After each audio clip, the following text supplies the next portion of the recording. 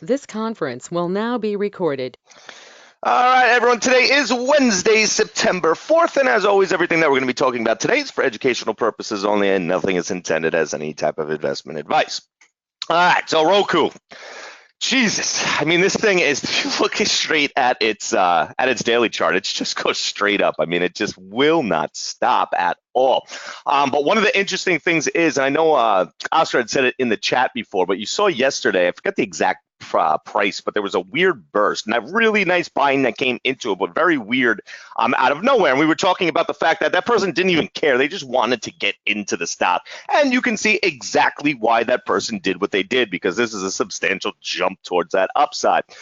So pretty much I've only seen buying this morning. You have this one little burst of the below the bid, but other than that, I mean, it's just continuing to buy and buy and buy and buy. So you can see right here, 160.50. We've hit it multiple times.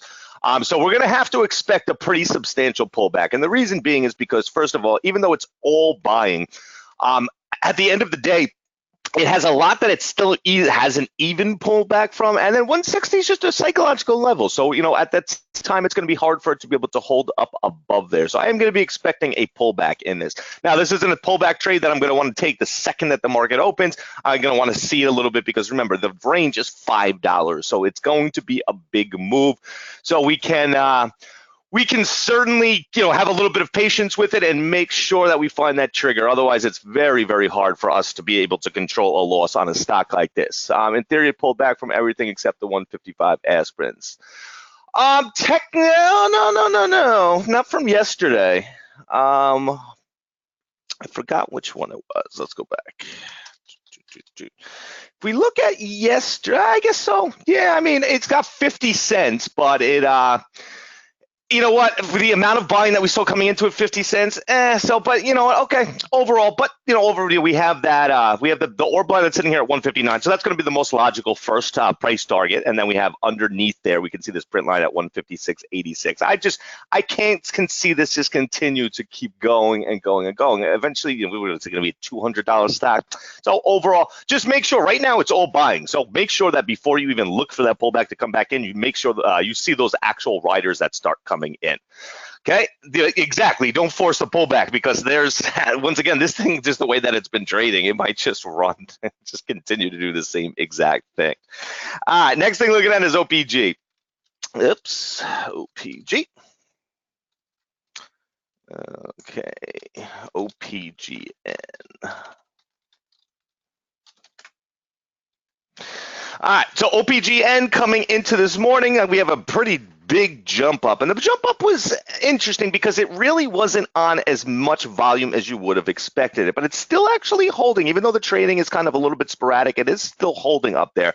So we don't have any great buying up here at all. So, at this moment, it's it's kind of towards the bottom of the list because of the fact that, like I said, jumped up on really not much volume, and it doesn't have any of that buying that came in. So we're going to have to see some type of new buying coming in before we would even think about being able to actually take an entry into that trade. And then once again, at this moment, if we do get that, a trigger towards that upside, a trigger isn't really going towards much right now. You can see on the bigger side of things. I mean, 1150 has one print, which is just not going to do it, especially for the first trade of the day. So we're going to keep an eye on it, but it needs to have that new buying coming in. And unfortunately, it is not shortable, but you could request shares, but it is hard to borrow. Next thing looking at is Starbucks, SBUX. So as Starbucks taking a hit overnight, I'm not sure what happened, but falling underneath these print lines. Frankly, don't really care what happened, but you can see the prints are once again just not really as big as you would expect for such a big move towards that downside. We have some little bit of selling coming in at that 93 level, but I mean, it is a bit mixed considering the fact that we do have one, and it's only one print. So we're going to need to see a better show of hand come into here. But overall, on average, trades at $1.43. We should see a bigger range than that. So we're going to have to wait for that show of hand. But overall, it definitely has the variables for us to be watching it and looking for the trade. And the only other thing I'm looking at this morning is AEO.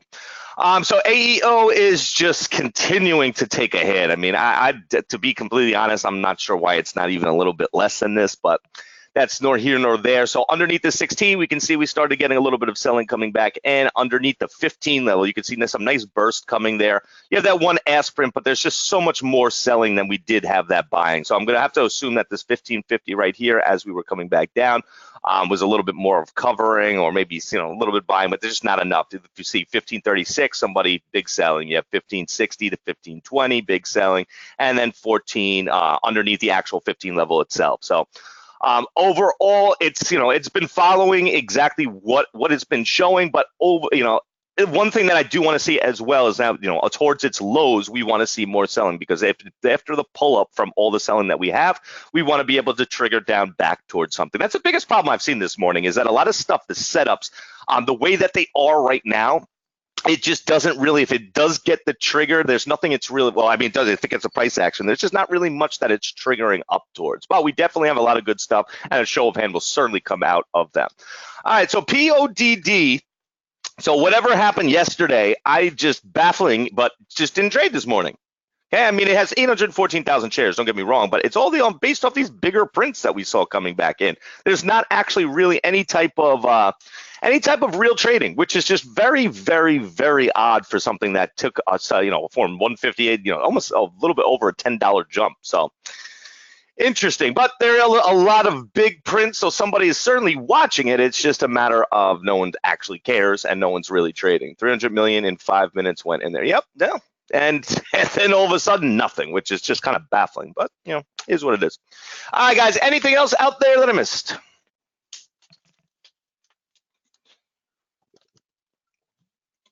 Anything else out there that I missed? I think that is about it. All right, guys, let's get ready for our morning. Like I said, remember, wait for those show of hands coming out there. We have all morning, so okay, we haven't had the best setups, right? Well, we have some good setups. We just don't have the prints where we need them to be yet. So make sure that you wait for those to come back in, and then we go from there. All right, guys, so I will talk to everyone in the chat, and happy trading.